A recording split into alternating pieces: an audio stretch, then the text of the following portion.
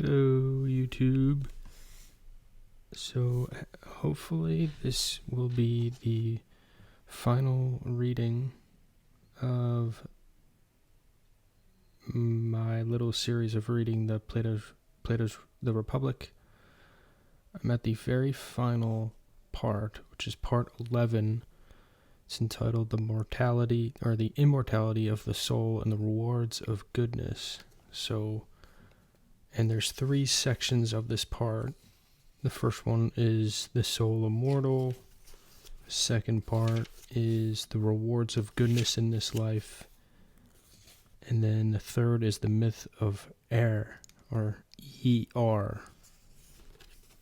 Should be a good read. I think the second part will be pretty enlightening. I'm not a firm believer in the existence of a soul, and it's like you can't prove it, but I do think you can just metaphorically say that people have a good soul. They're just good people, you know what I mean? So let's get to it. Section 1, the Soul Immortal. The soul is immortal because its own specific fault, moral wickedness, cannot destroy it. Yet I said, we haven't yet described the chief rewards and prizes that goodness can win. If they're greater than those we've described already, they must be enormous. Can anything really get great grow in a short time, I asked, for the span from youth to old age is surely short enough compared to the whole of time. A mere nothing, he agreed. That ought not a thing that is immortal to concern itself with the whole of time rather than with so short a span? I suppose so, he replied. But what of it? Don't you know, I asked, that our soul is immortal and never perishes?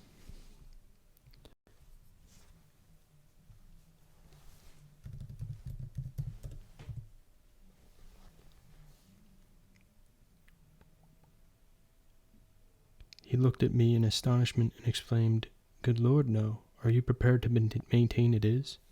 I ought to be, I said, and so ought you. There's nothing difficult about it. There is for me. But I should like to hear you explain it if it's so easy. I will. Go on. I love that little brief back and forth kind of teasing that takes place in this. You use the terms good and evil, don't you? I do. I wonder if you think of them in the same way that I do. How is that? I call anything that harms or destroys a thing evil, and anything that preserves and benefits it good. I agree. Then hasn't each individual thing its own particular good and evil? So most things are subject to their own specific form of evil or disease.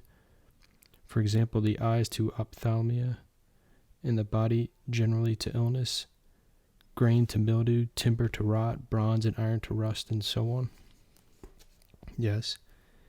And is not their effect to flaw anything they attack, and finally to disintegrate and destroy it altogether? Yes. A thing's specific evil or flaw is therefore what destroys it, and nothing else will do so. For what is good is not destructive, nor what is neutral. That is true. If, therefore, we find anything whose specific evil can mar it, but cannot finally destroy it, we shall know that it must, by its very nature, be indestructible. So it would seem. Then, is there anything which makes the soul evil? Yes, there certainly is. All the things we have been describing: injustice, indiscipline, cowardice, and ignorance. Do any of them finally destroy it? We must not make the mistake of thinking that because injustice is a flaw in the soul, the unjust or foolish man, when he is caught doing wrong, is destroyed by his injustice. We must rather look at it like this. The body's particular flaw is disease, which weakens and destroys it, till finally it ceases to be a body at all, and the result of the destructive presence of their particular evil is, in all the other instances we quoted, annihilation, is it not? Yes. Let us examine the soul in the same way. Do injustice and other forms of evil by their persistent presence in it destroy and weaken it, till they finally kill it and sever it from the body? No, certainly not. But it would be quite illogical to suppose that anything could be destroyed by the specific evil of something else, but not by its own. Quite illogical. For you know, of course, Glaucon, I went on, it would not be right to suppose that the death of the body was due to the badness of its food, which might be old or rotten or have any other characteristic defect. If any such defect in the food set up a process of deterioration in the body, we should say that the body had been killed by its own particular evil, disease, of which the bad food was the occasion. But we ought not ever to say that the body, which is one kind of thing, has been killed by the badness of its food, which is another kind of thing, unless the bad food has produced the body's own specific kind of evil. That is quite true, he agreed. It follows by the same reasoning, I continued, that unless a bodily flaw can produce in the soul one of the soul's own flaws, you cannot suppose that it will destroy it in the absence of such a flaw. That would imply that the specific evil of one thing could destroy another quite different thing. Yes, that follows. Either we must refute this argument, therefore, or so long as it remains unrefuted, we must maintain that the soul remains quite unaffected by fever or disease or injury, or even by the body being cut to fragments, unless, that is, someone can prove to us that any of these experiences makes the soul more unjust or wicked than it was. We cannot admit that either the soul or anything else can be destroyed by the presence in it of another thing's specific evil in the absence of its own. At any rate, no one will ever prove that death makes the soul more wicked. But even if anyone is brave enough to tackle our argument, I said, and in an attempt to avoid admitting the immortality of the soul, maintains that men become worse and more wicked when they die, we shall still claim that, if it is true, it is their wickedness which is fatal to them. It's like a naturally deadly disease which sooner or later, according to the violence of the attack, kills those who suffer from it, rather than the execution of a criminal by the external forces of the law. If wickedness really is fatal to its possessor, Glaucon exclaimed emphatically, there's nothing very terrible about it. It merely ends his troubles. The truth is surely just the opposite. It's other people that wickedness kills, if it can, while so far removed is it from being fatal to its possessor that it makes him full of life and tirelessly energetic as well. You are quite right, I agreed. And if its own particular fault and its own particular evil has no power to destroy or kill the soul, it is not likely to be an exception to the general rule that nothing can be destroyed by an evil adapted to destroy something else, but only by one adapted to destroy itself. No, that's hardly likely, I should think. And if there's no evil that can destroy it, either its own or another's, it must exist forever. That is to say, it must be immortal. It must be. We can take that, then, as proved. And if so, it follows that the same souls have always existed. Their number cannot be decreased, because no soul can die, nor can it increase. Any increase in the immortal must be at the expense of mortality, and if that were possible, everything would in the end be immortal. True. But that is something which our argument forbids us to believe. Nor should we believe either that in its essential nature the soul is diverse and variable and full of internal conflicts. Why do you say that? He asked. Because we were thinking just now of the soul as composed of a number of parts which do not fit perfectly together. In that case, it could hardly be immortal. No, it hardly could. Well then, our recent argument and the others prove conclusively that the soul is immortal. But if we want to see it as it really is, we should look at it, not as we do now, when it is deformed by its association with the body and other evils, but in the pure state which reason reveals to us. We shall find, then, that it is a thing of far greater beauty, and shall be able to distinguish far more clearly justice and injustice, and all the other qualities we have talked about. We have described truly enough the soul as we at present see it. We have described truly enough the soul. Oh, I just completely reread that sentence. I quickly looked at my laptop screen and looked back and reread the same sentence. But we see it in a state like that of Glaucus the sea god, and its original nature is as difficult to see as his was after long immersion had broken and worn away, and deformed his limbs, and covered him with shells and seaweed and rock, till he looked more like a monster than what he really was. That is the sort of state we see the soul reduced to by countless evils. For the truth we must look elsewhere. Where? Glaucon asked. To the soul's love of wisdom, I said. Think how its kinship with the divine and immortal and eternal makes it long to associate with them and apprehend them. Think what it might become if it followed this impulse wholeheartedly and was lifted by it out of the sea in which it was now submerged, and if it shed all the rocks and shells which, because it feeds on the earthly things that men think bring happiness, and crust it in wild and earthy profusion, then one really could see its true nature, composite or single or whatever it may be. However, as it is, we have, I think, described well enough its character and experience in this mortal life. Quite well enough, he agreed. There's the end of section 1. Section 2, the rewards of goodness in this life. I think this is what I'll be looking forward to the most out of these final 3 sections. So here we go. Little intro to the section. The purpose of the whole argument has been to show that goodness is its own reward, irrespective of consequences.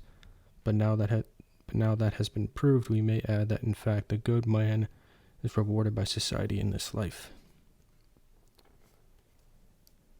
And now, I said, I think our argument has fulfilled the conditions you laid down, and in particular has avoided mentioning the rewards and reputation which justice brings, as you complained Homer and Hesiod do. We have found that justice is itself the best thing for our true self, and we should act justly whether or not we have... here's one of those names I don't know how to say from ancient Greece. Gyges, Gyges, Gyges's ring, and a cap of invisibility into the bargain. That's perfectly true.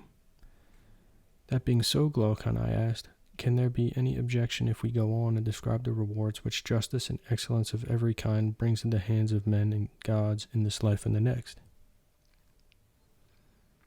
No objection at all. Then you must give up the concession I made in our argument. What was that? I agreed that the good man should have a reputation for wickedness, and the wicked man for goodness. You said that, though it might in fact be impossible for either men or gods to be deceived, yet you wanted the concession for the purposes of the argument, so that we could judge between justice and injustice in themselves without their consequences. Don't you remember? I can hardly deny it, he said. Then, now that judgment has been given, I want to ask that we should agree to restore justice her good name with gods and men. She can then gather the rewards gained from appearances and give them to her possessor, just as we have seen her faithfully giving the benefits of the reality to those who really hold to her. That's a fair request. Then will you first grant that neither the just nor the unjust man's character is hidden from the gods? Yes. If so, then, as we agreed at the beginning, they will love and hate the other. Or love one and hate the other. That's true. And the man they love may expect, may he not, all the blessings heaven can give him, except in so far as there is necessary punishment due to him for offenses committed in a former life. Yes. So we must assume that, if the just man is poor or ill or suffering from any other apparent misfortune, it is for his ultimate good in this life or the next. For the gods will never neglect a man whose heart is set on justice and who is ready, by pursuing excellence, to become as like God as man is able. If he is like them, they are not likely to neglect him. On the other hand, we must suppose that the reverse of all this is true of the unjust man. Most certainly. These, therefore, are the rewards that just man receives from the gods. I should certainly agree. And what about men? I asked. If the truth be told, isn't it this, that the clever rogue is rather like a runner who does well over the first half of the course but then flags? He is very quick off the mark, but in the end is humiliated and runs off with his tail between his legs without any prize. The real runner stays the course and carries off the prize in triumph. Isn't the same thing true in general of the just man? In any action, in dealings with others, or in life itself, isn't he the man who in the end gets both the rewards and the good name among his fellows? Yes. Then will you allow me to say about him all that you said about the unjust man? That is, that the just man, when he grows old, will, if he wishes, hold positions of authority in the state, marry whom he likes, and marry his children to whom he likes, and so on, as you said of the unjust man. Conversely, the unjust man will, in general, even if he gets away with it when he is young, be caught at the end of the course and humiliated. His old age will be miserable. He will be an object of contempt to citizen and foreigner alike, and will be whipped and suffer all those punishments you so rightly called brutal, torture and branding. There is no need for me to repeat them. Will you let me say all this? Yes, you may fairly say it. And that's the end of section 2. A lot of that goes back to earlier parts of the book where really the first section, or the first part of the book is a discussion on justice and injustice and which one is more beneficial in the end.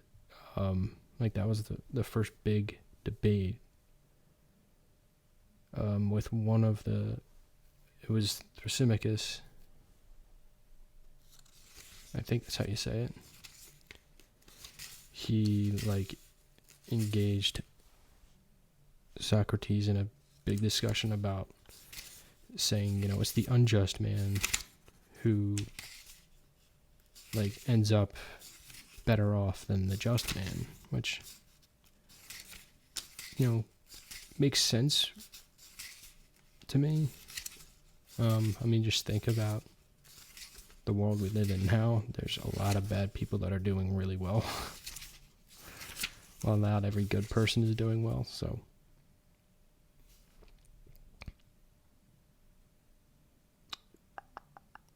Yeah, Thrasymachus of Chalcedon. He was a sophist and orator. So that was a good discussion. That first discussion really got me hooked on this book. All right, let's get into this final section here, the myth of error. And it looks like this is broken up into 2 subsections. So let's get into the first subsection with this brief little preview. The good man's rewards in the life after death. The responsibility of the individual and the doctrine of transmigration. This concluding section of the dialogue is cast in the form of a myth, as is Plato's habit when he wishes to convey religious or moral truths for which plain prose is inadequate. Much of the detail is borrowed from contemporary sources, probably Orphic. Don't exactly know what that means, but here we go.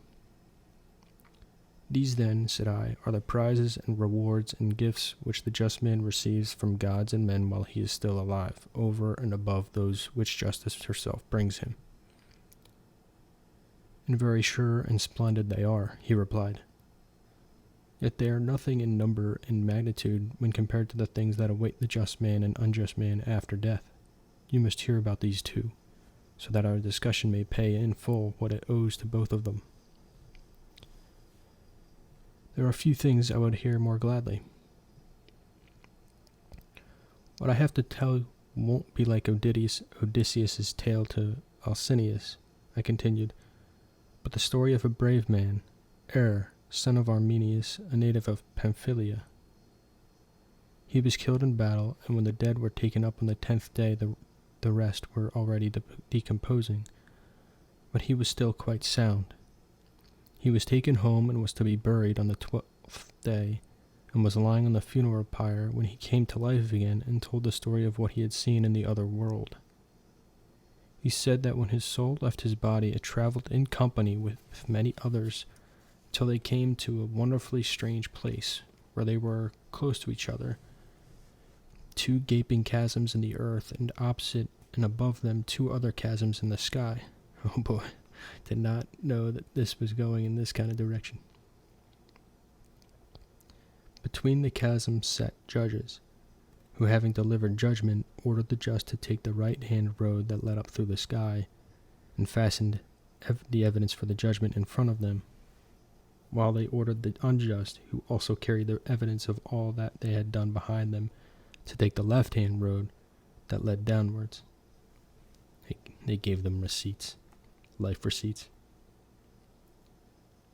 When error came before them, they said that he was to be a messenger to men about the world, and ordered him to listen to and watch all that went on in this place, or that place. He then saw the souls, when judgment had been passed on them, departing some by one of the heavenly and some by one of the earthly chasms, while by the other 2 chasms some souls rose out of the earth, stained with the dust of travel, and others descended from heaven pure and clean. And the throng of souls arriving seemed to have come from a long journey, and turned aside gladly into the meadow and encamped there as for a festival. Acquaintances exchanged greetings, and those from earth and those from heaven inquired each other's experiences. And those from earth told theirs with sorrow and tears, so they recalled all they had suffered and seen on their underground journey, which lasted 1,000 years, while the others told of the delights of heaven and of the wonderful beauty of what they had seen. It would take a long time to tell you the whole story, Glaucon, but the sum of it is this. For every wrong he has done to anyone, a man must pay the penalty in turn 10 times for each, that is to say, once every 100 years, this being reckoned as the span of a man's life. He pays therefore 10-fold retribution for each crime, and so for instance those who have been responsible for many deaths by betraying state or army, or have cast others into slavery, or had a hand in any other crime, must pay 10-fold in suffering for each offense. It's like Dante's Inferno, basically. And correspondingly, those who have done good and been just and God-fearing are rewarded in the same proportion. He told me, too, about infants who died as soon as they were born, or who lived only a short time, but what he said is not worth recalling. And he described the even greater penalties and rewards of those who had honored or dishonored gods or parents or committed murder. For he said that he heard one soul ask another where Artius the Great was.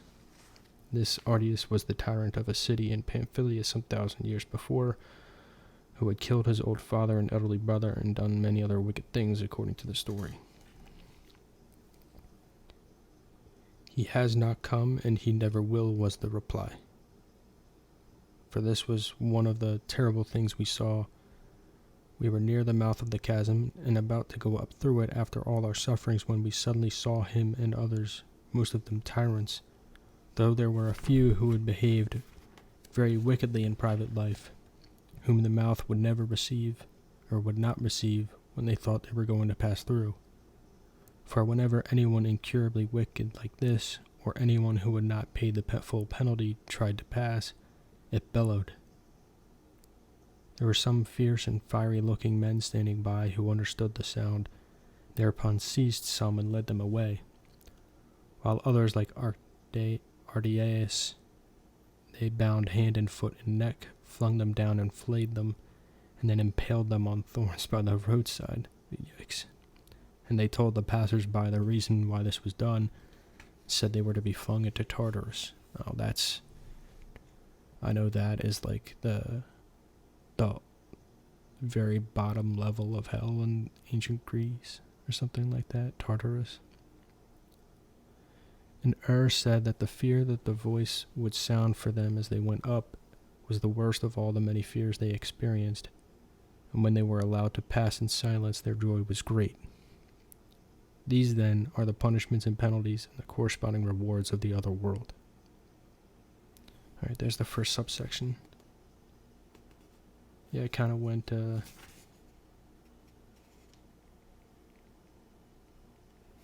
into the metaphysical kind of afterlife, near-death experience sort of thing there. Was not expecting that.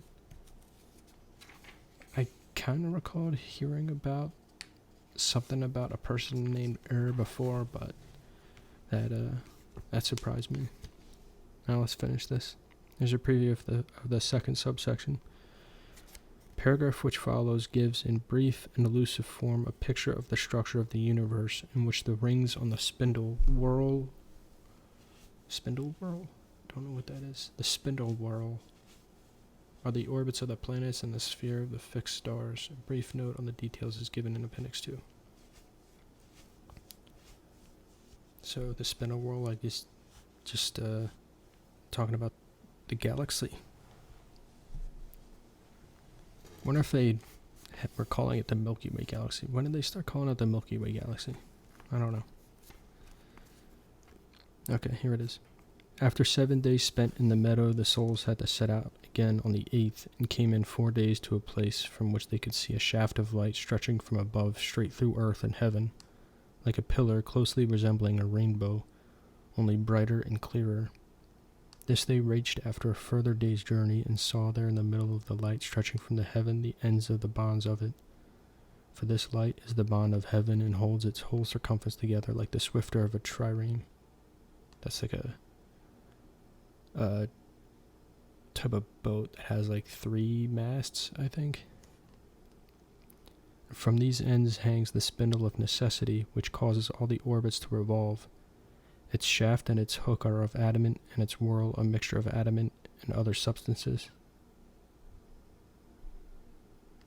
The way he uses adamant, it makes me think they meant sediment, but whatever. And the whirl is made in the following way.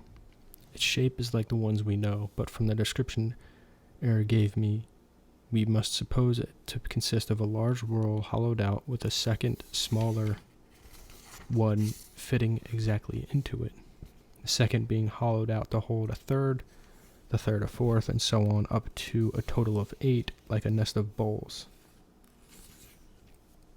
For there were in all 8 whirls fitting inside the other, with their rims showing as circles from above and forming the continuous surface of a single whirl around the shaft, which was driven straight through the middle of the 8th. The first and outermost whirl had the broadest rim, next broadest was the 6th, next the 4th, next the 8th, next the 7th, next the 5th, next the 3rd, and last of all the 2nd. And the rim of the largest and outermost was many-colored. That of the 7th was the brightest.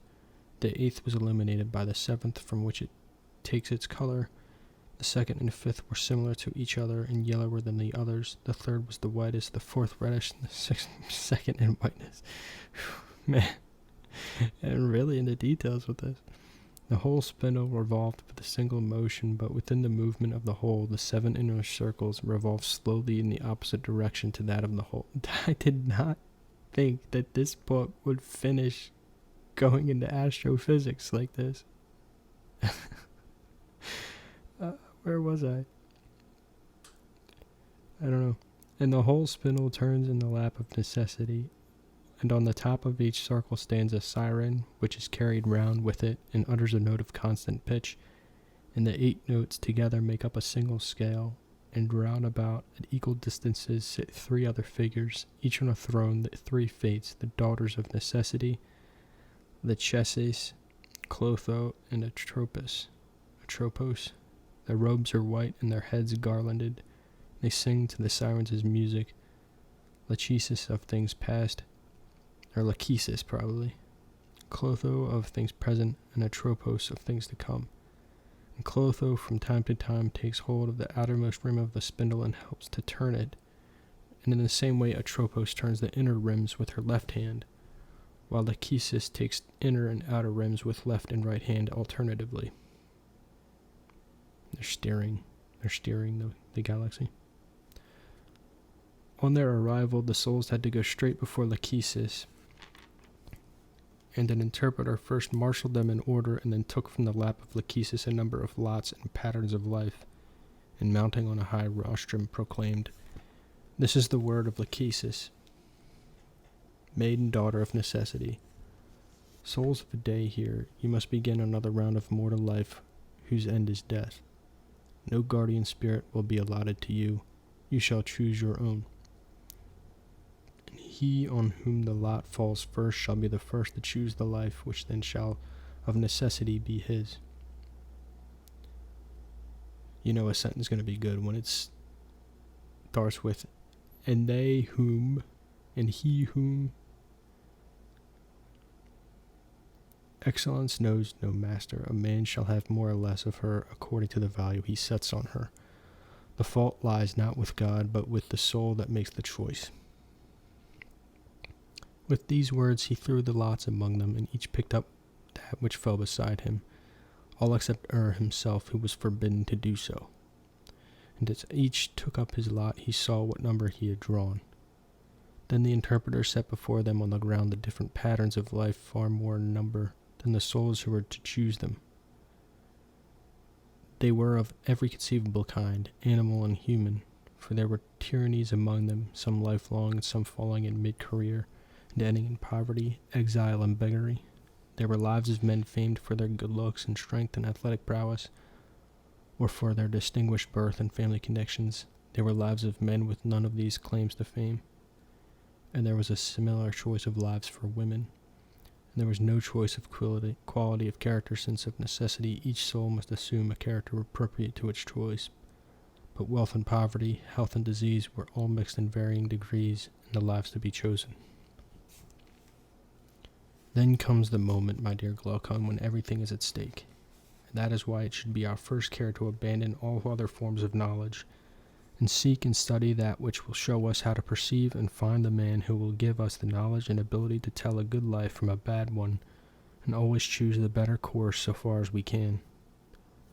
We must reckon up all that we have said in this discussion of ours, weighing the arguments together and apart, to find out how they affect the good life, and see what effects, good or ill, good looks have when accompanied by poverty or wealth, or by different dispositions of character, and what again are the effects of the various blends of birth and rank, strength and weakness, cleverness and stupidity, and all other qualities inborn or acquired.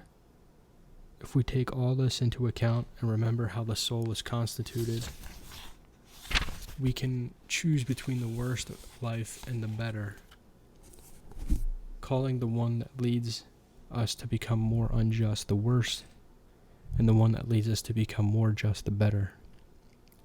Everything else we can let go, for we have seen that this is the best choice for both living and dead.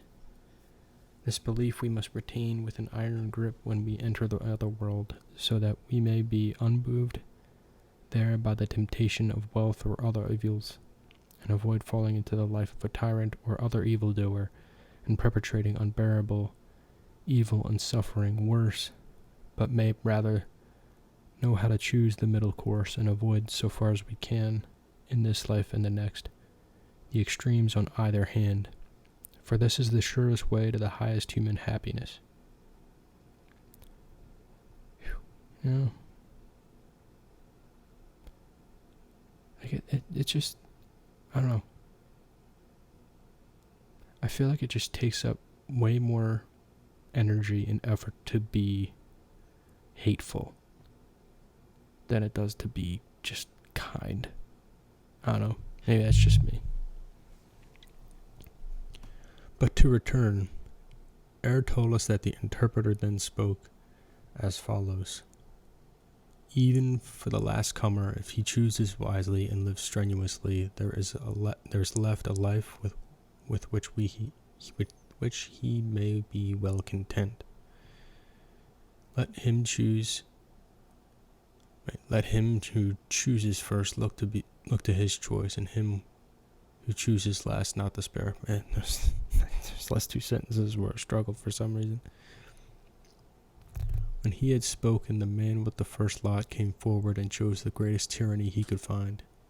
In his folly and greed he chose it without examining it fully, and so did not see that it was his fate to eat his children and suffer other horrors. Yikes. When he examined it at leisure, he beat his breast and bewailed his choice, ignored the interpreter's warning, forgot that his misfortunes were his own fault, blaming fate and heaven and anything but himself. Oh, yeah. He was one of the souls who had come from heaven, having lived his previous life in a well-governed state, but having owed his goodness to habit and custom and not to philosophy. And indeed, broadly speaking, the majority of those who were caught in this way came from heaven without the discipline of suffering, while those who came from earth had suffered themselves and seen others suffer and were not so hasty in their choice. For this reason, and because of the luck of the draw, there was a general change of good for evil and evil for good. Yet it is true also that anyone who, during his earthly life, faithfully seeks wisdom, and whose lot does not fall among the last, may hope, if we may believe Er's tale, not only for happiness in this life, but for a journey from this world to the next and back again, that will not lie over the stony ground of the underworld, but along the smooth road of heaven.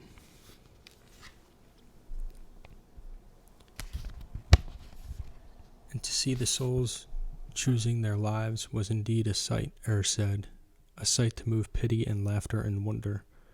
For the most part they followed the habits of their former life, and so he saw the soul that had once been Orpheus choose the life of a swan. It was unwilling to be born of a woman because it hated all women efforts death at their hands. The soul of Thamyris chose the life of a nightingale, and he saw swan and other singing birds choose the life of a man. The 20th soul to choose chose a lion's life. It was the soul of Ajax. I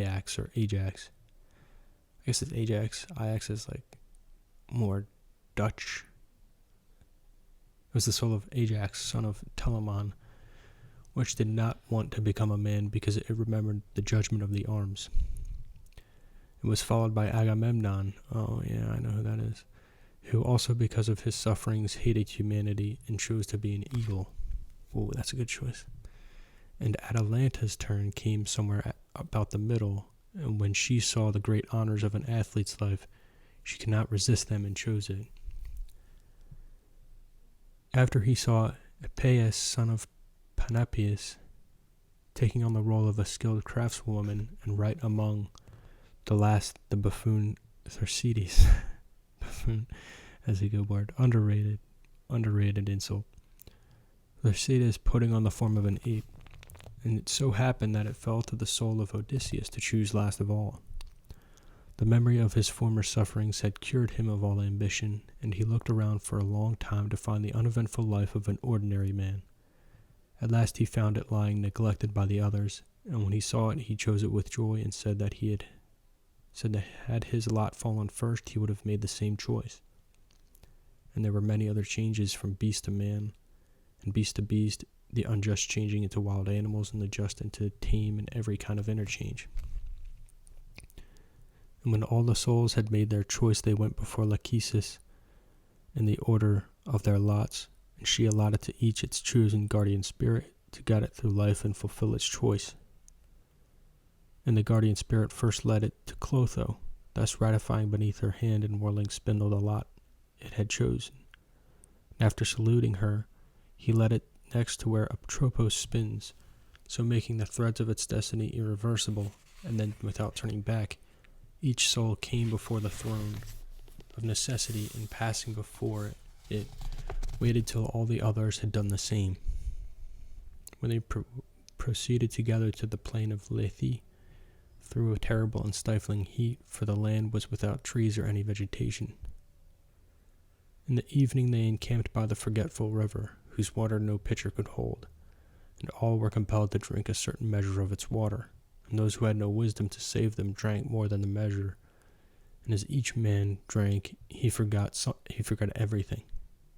They then went to sleep, and when midnight came, there was an earthquake and thunder, and like shooting stars they were all swept suddenly up and away, this way and that, to their birth, himself was forbidden to drink, could not tell by what manner of means he returned to his body, but suddenly he opened his eyes, and it was dawn, and he was lying on the pyre. So, my dear Glaucon, his tale was preserved from perishing, and if we remember it, may well preserve us in turn, and we shall cross the river of Lethe safely, and shall not defile our souls.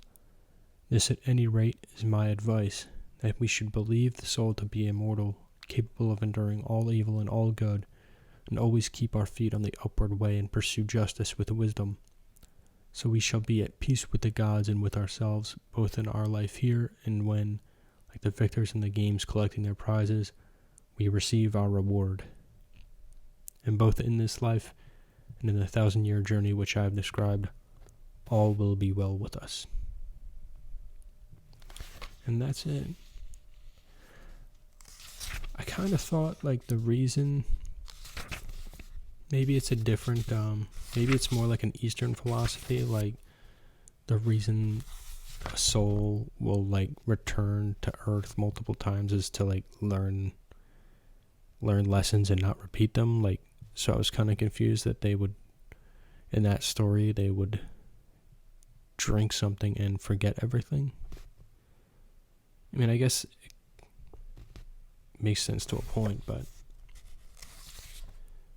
I mean, how are they supposed to learn if they never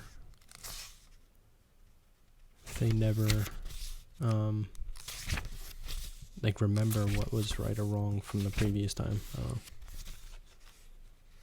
I'm not smart enough to decipher this shit. But it was a very enjoyable read. Just flipping through some of the pages of the appendix. It's talking about the Greek spindle and the rim of the rim on the whirl. And it is supposed to represent